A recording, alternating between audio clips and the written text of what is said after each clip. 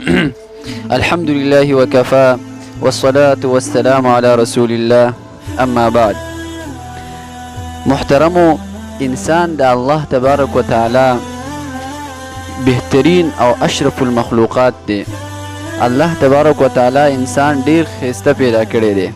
چنانچه الله تعالی په قرآن کریم کې فرمایي والتین والزیتون وطور سینین وهذا البلد الامین لقد خلقنا الانسان في احسن تقویم. چې انسان ما په ډیر بهترینه ډانچه کې پیدا کړی دی.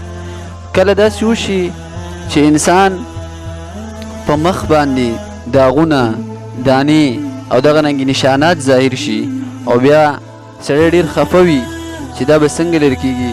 مختلفو ډاکټرانو پسې ځي او دغه رنګې دوایانې استعمالوي.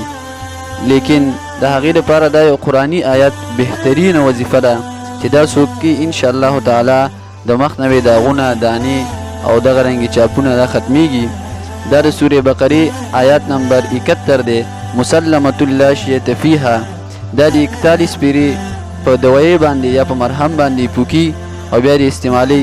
انشاءالله د مخ نه به داغونه، دانې او دغه رنګې تیرسري او دا ټول چاپونه ختمیږي د الله تعالی په دې قرآن آیت د برکت د وجې نه. واخر دعوانا